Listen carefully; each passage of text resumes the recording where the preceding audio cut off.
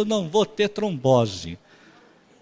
Como se a genética fosse determinística, né? Então, essa fala dela é grandiosa, e ainda mais para nós espíritas, porque tem espírita que até hoje fala, isso aqui é genético.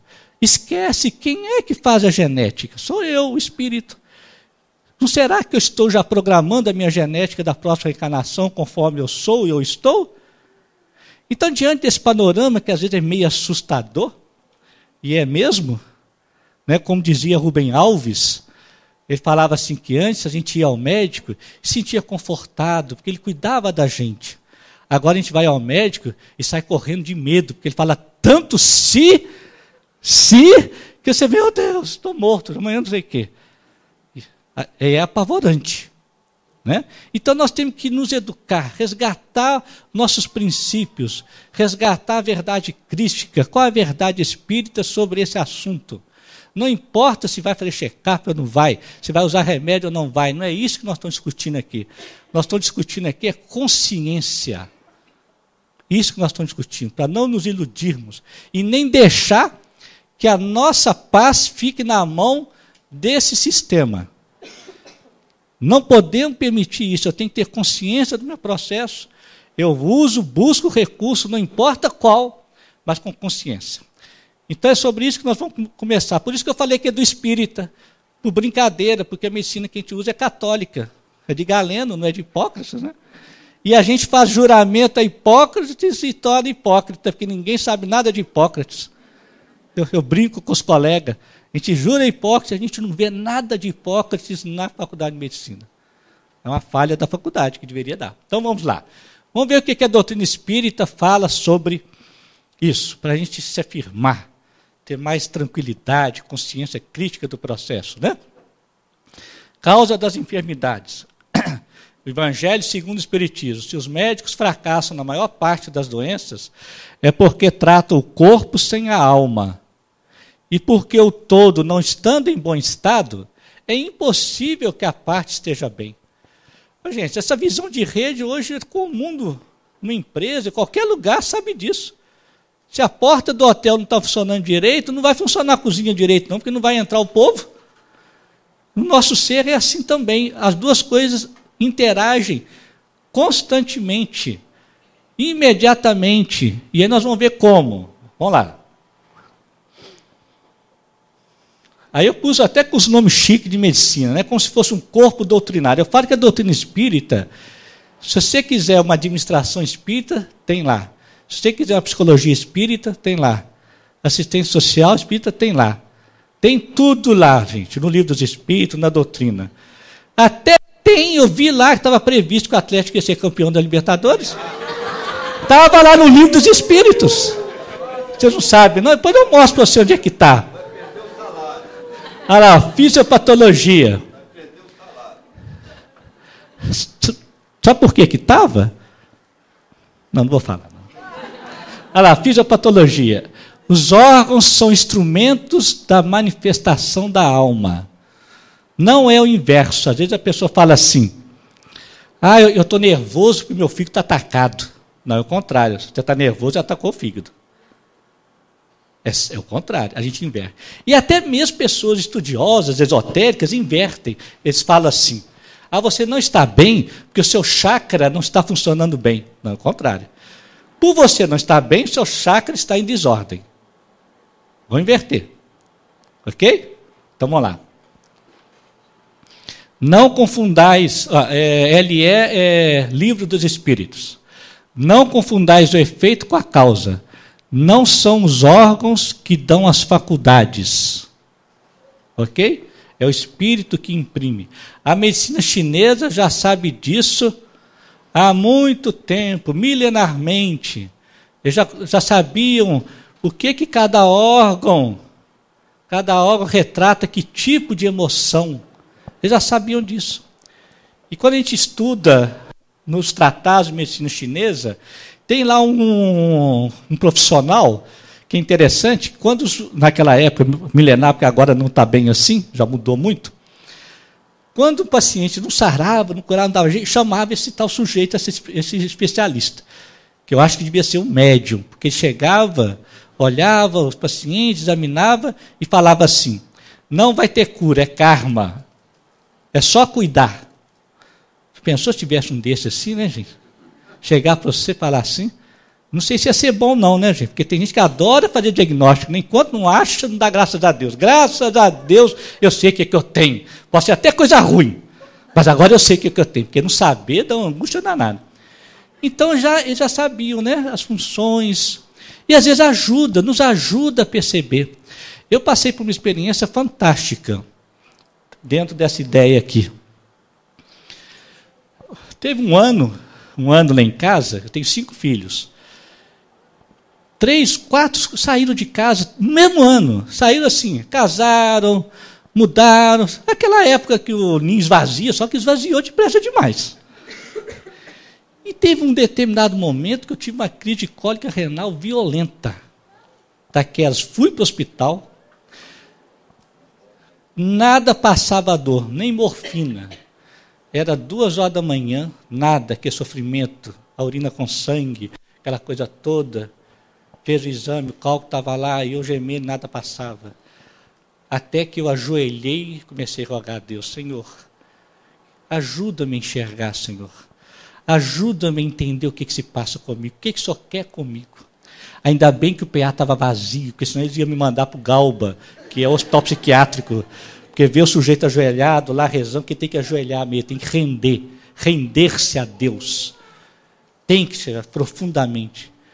Estava vazio e só a minha esposa ali, eu já estava em prantos. Quando eu fiz isso, gente, que eu orei a Deus, falei: Senhor, me ajuda. O que o Senhor quer de mim, Senhor? Naquele momento eu fiz um resgate impressionante.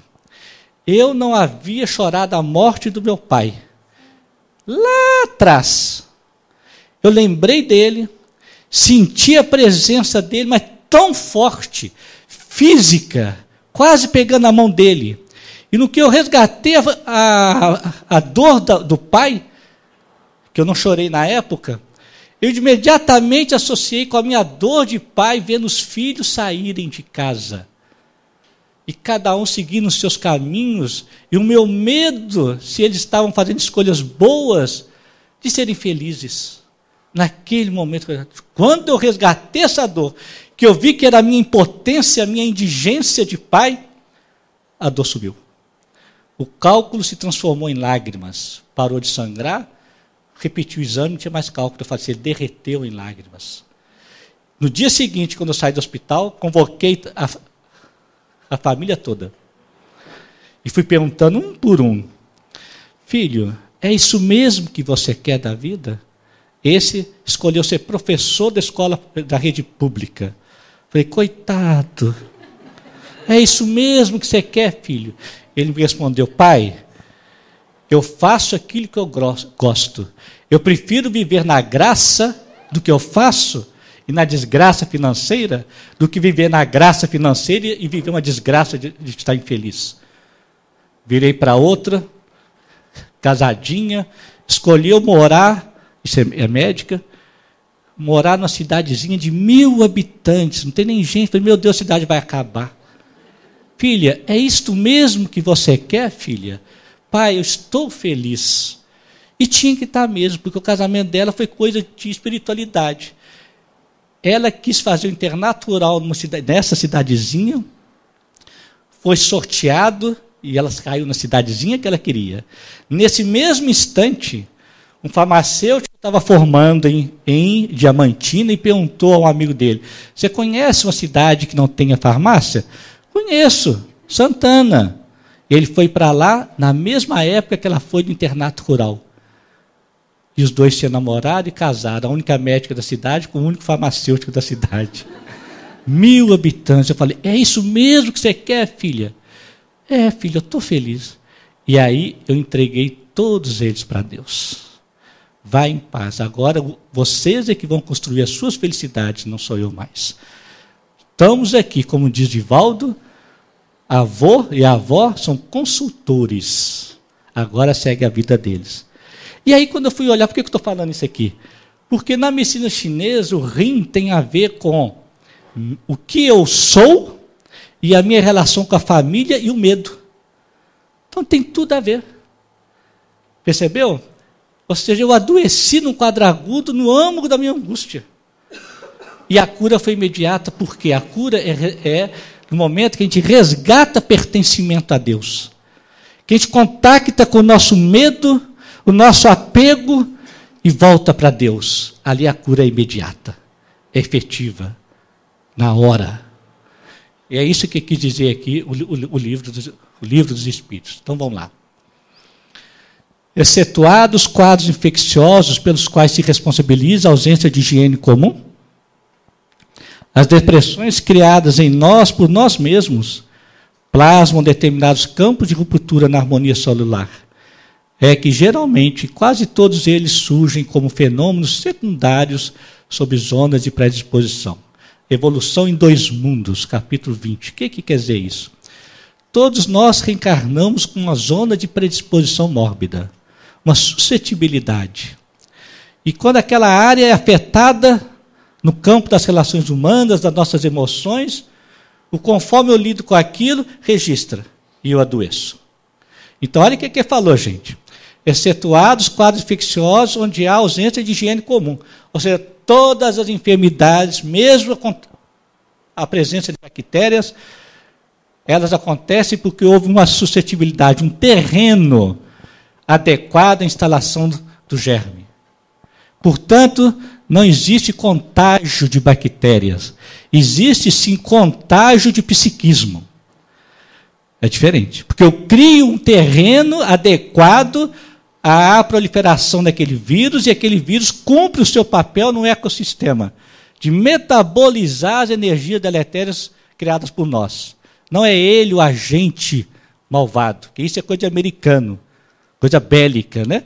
Que acha que o sistema imunológico é para nos defender desses agentes. A gente ainda fala assim, você está com o sistema imunológico baixo, hein? Uma fala equivocada. A neurociência hoje está descobrindo que o sistema imunológico é um regulador de todos os campos orgânicos. De todos os campos, que não é esse negócio bélico como a gente pensa. Então não há contágio. O que ocorre é que, muitas vezes, psiquicamente, nós criamos campos semelhantes adequados à instalação daquele vírus. Então, quando o governo solta-se um plano, né? Plano Collor, pronto, todo mundo gripou. Aí fala assim, é gripe Collor.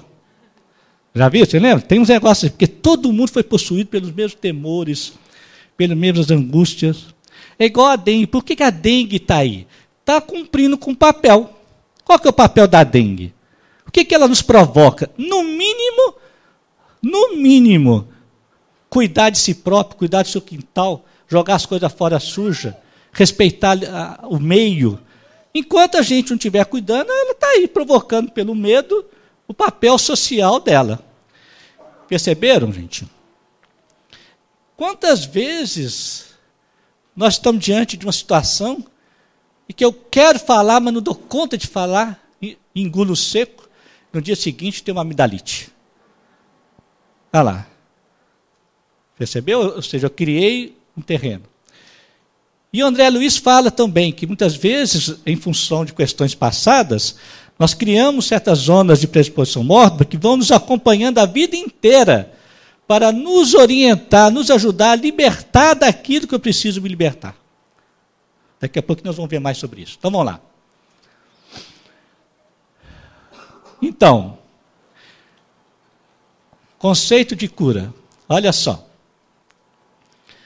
Para o homem da terra, a saúde pode significar o equilíbrio perfeito dos órgãos materiais. Para o plano espiritual, todavia, a saúde é a perfeita harmonia da alma, para a obtenção das quais, muitas vezes, há necessidade da contribuição precisa das moléstias. Juntando isso aqui com aquela fala de Hipócrates, que eu falei lá, que Hipócrates fala que a enfermidade acontece quando